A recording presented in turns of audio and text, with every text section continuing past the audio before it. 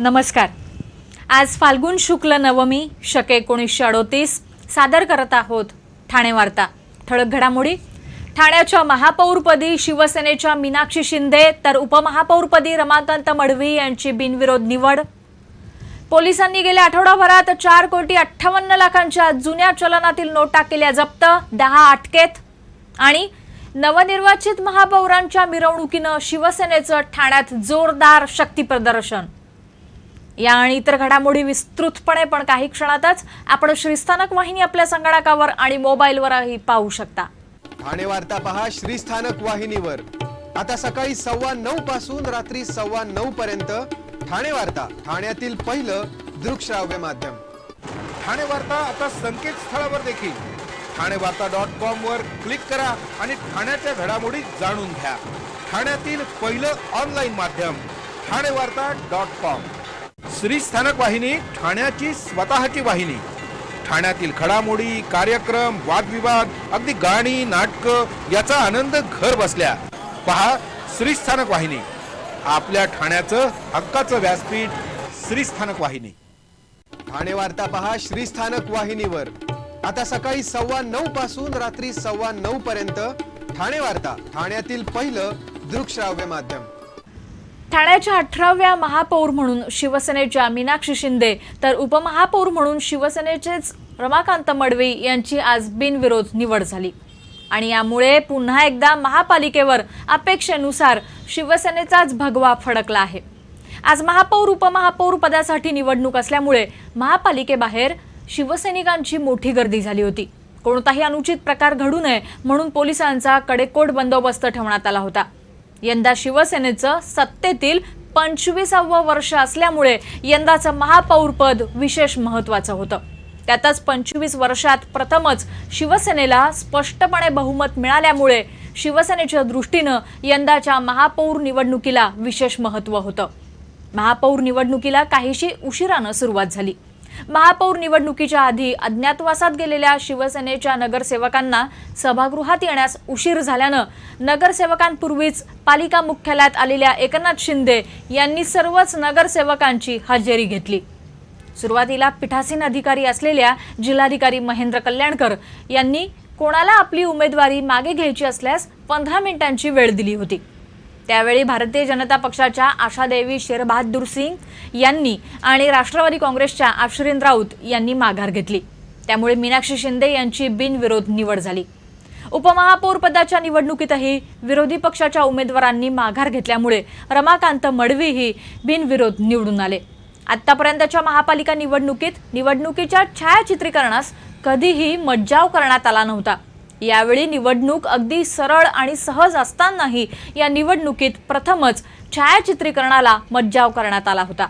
या निवडणुकीत भारतीय जनता पक्षाचे 3, MIMचे 2 आणि 1 अपक्ष नगरसेवक गैरहजर राहिले।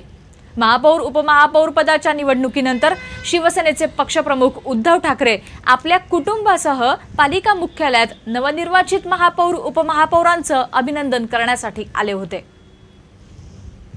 महापौर निवडणुकीनिमित्त प्रथमच महापालिकेला सजवण्यात आल्यानं पाचपाखाडीतील महापालिका मुख्यालयाचा परिसर भगवा झाला होता। निवडणुकीच्या पूर्वसंध्येलाच पालिका मुख्यालय, 3 हात नाका आणि आजूबाजूचा परिसर सुशोभित करण्यात आला होता। भगव्या झालरी, कंदील, भगवे झेंडे ठिकठिकाणी लावण्यात आले होते। सकाळी महापालिकेच्या परिसरात रांगोळ्या घालण्यात आल्या होत्या। महापालिका मुख्यालय तर एखाद्या लग्न समारंभासारखं सजवण्यात आलं होतं। महापालिकेच्या प्रवेशद्वारात हत्ती ठेवण्यात आले होते। महापालिकेसमोर मोठे चौघडे ठेवण्यात आले होते, तर महापालिकेच्या आत सिंहासनावर आरूढ छत्रपती शिवाजी महाराजांची प्रतिकृती ठेवण्यात आली होती। शिवसेनेला प्रथमच 25 वर्षात बहुमत मिळाल्यामुळे ही सजावट करण्यात आल्याचं सांगितलं जात होतं। शिवसेना आणि ठाण्याचं एक वेगळं नातं असून ठाण्यानं शिवसेनेला सातत्यानं सत्ता दिली आहे। त्यामुळे ठाणेकरांच्या विश्वासाला कधीच तडा जाऊ देणार नाही असं सांगून निवडणुकीपूर्वी दिलेली सर्व वचनं पूर्ण केली जातील अशी ग्वाही शिवसेनेचे पक्षप्रमुख उद्धव ठाकरे यांनी आज ठाण्यात बोलताना दिली। महापौर उपमहापौर निवडणुकीनंतर पत्रकारांशी बोलताना त्यांनी ही ग्वाही दिली। ठाणे आणि शिवसेना हे एक आता कौटुंबिक नातं झालं असून जेव्हा जेव्हा शिवसेना अडचणीत आली तेव्हा ठाणेकर शिवसेनेच्या पाठीशी उभे राहिले। त्या ठाणेकरांचे उद्धव ठाकरे यांनी यावेळी आभार मानले। यावेळी बोलताना त्यांनी पालिका आयुक्तांचंही कौतुक केलं। प्रशासन आणि लोकप्रतिनिधी यांची चांगल्या अर्थानं युती झाली तर विकास कामांमध्ये अडथळे निर्माण होत नाहीत असं सांगत त्यांनी पालिका आयुक्तांचं कौतुक केलं। आपण इतर कोणत्याही राजकारणावर आज बोलणार नसून फक्त ठाण्यापुरतंच बोलणार असल्याचं सांगून त्यांनी जास्त काही बोलणं टाळलं। भारतीय जनता पक्षाला सत्तेत सहभागी करून घेणार का या प्रश्नावर उद्धव ठाकरे यांनी कोणतंही थेट उत्तर न देता आम्ही विजय अनुभवतो आहोत असं सांगून यावर काही बोलणं टाळलं। ठाणेकरांना दिलेली सर्व वचनं पूर्ण केली जातील। ठाण्यातील राहणीमान चांगल्या दर्जाचं कसं होईल यासाठी अविरत प्रयत्न करत राहू अशी ग्वाहीही उद्धव ठाकरे यांनी यावेळी बोलताना दिली। मला असं वाटतं की आता काम करण्यासाठी म्हणून जनतेने आम्हाला पुन्हा आशीर्वाद दिलेला आहे। आमच्यावरच्या विश्वासाने आणि प्रेमाखातर पुन्हा त्यांनी आम्हाला आशीर्वाद दिलेले आहे। जी वचनं आम्ही दिली होती ती निभावले, नवीन वचनं दिलेली आहेत ती सुद्धा आम्ही निभावणार आहोत आणि त्या व्यतिरिक्त सुद्धा आणखी ठाण्यामध्ये एकूणच राहणीमान अधिक चांगल्या दर्जाचं कसं होईल त्याच्यासाठी आम्ही आता अविरत प्रयत्न करू। ठाणे वार्ता पहा श्रीस्थानक वाहिनीवर आता सकाळी 9:15 पासून रात्री 9:15 पर्यंत। ठाणे वार्ता, ठाण्यातील पहिलं दृकश्राव्य माध्यम। आपला परिसर स्वच्छ आणि सुंदर ठेवण्यासाठी ठाणे महापालिकेत सहकार्य करा। ओला सुका कचरा वेगवेगळा जमा करा आणि रोगराईपासून मुक्तता मिळवा। ठाणे वार्ता आता संकेतस्थळावर देखील ठाणेवार्ता.com वर क्लिक करा आणि ठाण्याच्या घडामोडी जाणून घ्या। ठाण्यातील पहिलं ऑनलाईन माध्यम ठाणेवार्ता.com। डॉक्टर आणि रुग्णांचं पिढ्यानपिढ्यांचं जिव्हाळ्याचं नातं म्हणजेच डॉक्टर बेडेकर हॉस्पिटल आता अत्याधुनिक सोयी सुविधा आणि तंत्रज्ञानयुक्त वंध्यत्व निवारण केंद्रात IVF आणि टेस्ट ट्यूब बेबीचीही सुविधा। डॉक्टर बेडेकर हॉस्पिटल, महर्षी कर्वेपथ, ठाणे। 65 वर्षांची निरंतर सेवा। ठाणे वार्ता पहा श्रीस्थानक वाहिनीवर आता सकाळी 9:15 पासून रात्री 9:15 पर्यंत। ठाणे वार्ता, ठाण्यातील पहिलं दृकश्राव्य माध्यम। ठाण्यात चलनातून रद्द करण्यात आलेल्या 1000 आणि 500च्या नोटा जप्त करण्याचा सिलसिला सुरूच आहे। 2 दिवसात 2,32,90,000 रुपये किमतीच्या नोटा ठाणे पोलिसांच्या गुन्हे शाखेनं हस्तगत केल्या आहेत। गेल्या आठवड्याभरात ठाणे पोलिसांनी तब्बल 4,58,00,000चं चलन जप्त केलं असून 10 जणांना अटक केली आहे। ठाणे गुन्हे शाखा युनिट 1 चे वरिष्ठ पोलीस निरीक्षक रवींद्र डोईफोडे यांना मिळालेल्या माहितीनुसार शुक्रवारी सायंकाळी कळवा खारेगाव रेतीबंदर इथे सापळा रचून संशयास्पदरित्या हालचाली करणाऱ्या संजय चन्ने याला ताब्यात घेण्यात आलं। त्याची झडती घेतली असता कारमध्ये मागच्या सीटवर ठेवलेल्या सॅकमध्ये 1000च्या 5,231 आणि 500च्या 8,919 नोटा अशी एकूण 96,90,000ची रोकड जप्त करण्यात आली।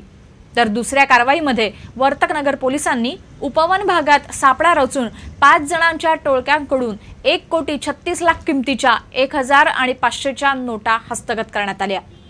ही कारवाई परिमंडळ 5 चे सहाय्यक पोलीस आयुक्त सुनील लोखंडे यांच्या मार्गदर्शनाखाली करण्यात आली।